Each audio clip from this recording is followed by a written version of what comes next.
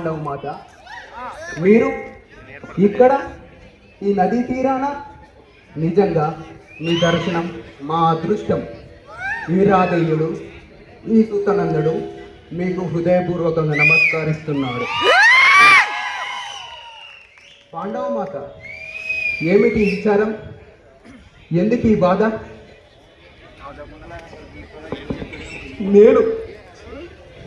నేను మీ పుత్రుడనా? అమ్మా, పుత్ర ప్రేమ,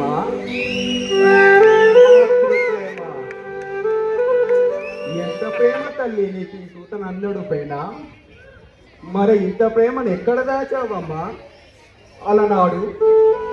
ఆనాడు అస్త్ర విద్యా పరీక్ష సమయాన ద్రోణాదిగా పెద్దలందరూ కలిసి కులహీనుడా సూతుడా కులహీనుడా అంటే అగ్ని సమ్మూటం లాంటి మాటలతో నా అభిమానాన్ని బ్రద్దలు కొడుతుంటే, కాదు కర్ణుడు సూతుడు కాదు, కర్ణుడు నా కుమారుడు అని చెప్పలేకపోయావు కదమ్మా. ఈనాటి నీ మాతృప్రేమ ఏ కష్టంలో కలిసింది తల్లి?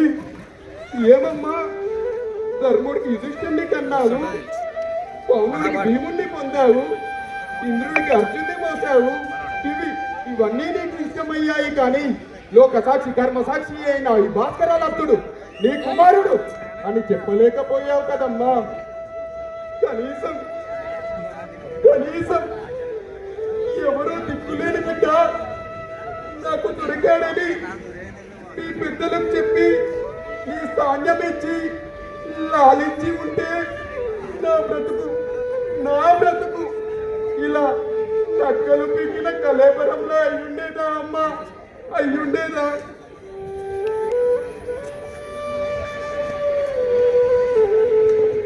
ఏడవకు మాత, ఏడవకు.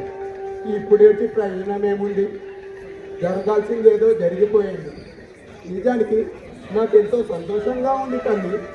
నా తల్లి, నన్ను కన్న తల్లి, నా ప్రభు చేతుల్లో చేయించుకున్న పాండవుల కన్న తల్లి నా వద్దకు, కురురాజంగా కృష్ణాపరుడు వద్దకు, ఒక కూతుడుగా బతుకున్న నా వద్దకు వచ్చి, నాయన కరుణ నువ్వు నా పుత్రుడేనా అంటే నాకెంతో సంతోషంగా ఉంది తల్లి.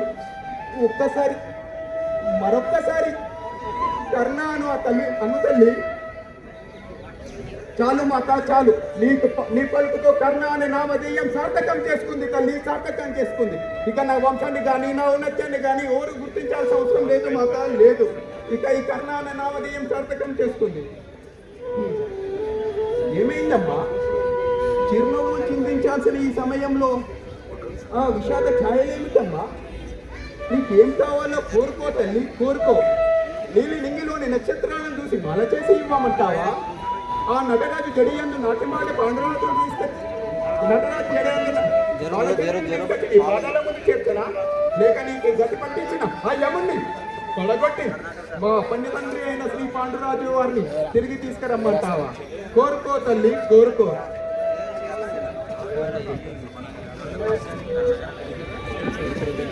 ఏమిటమ్మా, కౌరవులను వదిలి పాండవులతో చేయి కలపమంటావా? దుర్యోధనుడే లేకపోతే కర్ణుడిని నీ ముందులా నిల్చునేవాడమ్మా. ఏనాడో ఆత్మహత్య చేసుకునేవాడమ్మా. రాజమాత తనదైన రాజాధికారం నాదిగా కనసన్నల కౌరవ సామ్రాజ్యం నేలమని మకుటం లేని మహాధికారాన్ని నా మత్స్యకాలం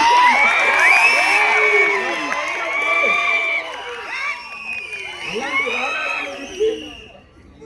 పాండవులతో సమరానికి వీరదైన సైన్యం ఎంత అంటే ఇంత నన్ను చూపించి కర్ణుడే నా సైన్యం, నా జనం, నా ప్రాణం కర్ణుడే, నేనే కర్ణుడు అని చాటిన రారాజమ్మ నా మిత్రుడు. అలాంటి రారాజుని విడిచిపెట్టి ధర్మజుడితో చెయ్యి కలపమంటావా?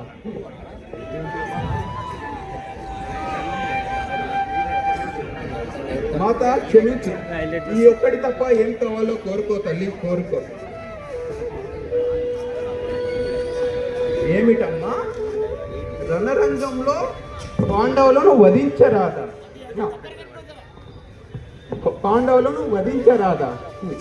పొత్తికని కత్తిరించి కోకిలతో పాట పాడమంటావా మాత?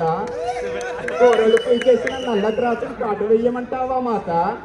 అమ్మా, ఆకలి వేస్తున్న వాడికి అన్నం పెట్టకపోయినా పర్లేదు, కానీ అన్ని ఉంచి విస్తరలో ఉమ్ము వేయడం కన్నా దరిద్రం ఇంకేమన్నా ఉంటుందా తల్లి?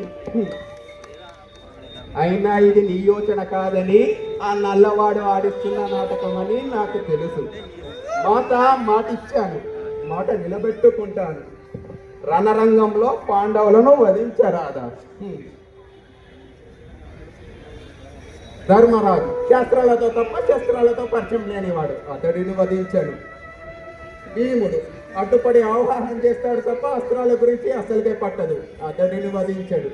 మాద్రేయులు అచ్చిరాని వయస్సు, మా శస్త్రాభ్యాసం అంతా కూడా ఉండదు వారి ప్రాయం, వారిని వధించడం మాకే అవమానం. ఇక మిగిలింది అర్జునుడు హరిహుడికి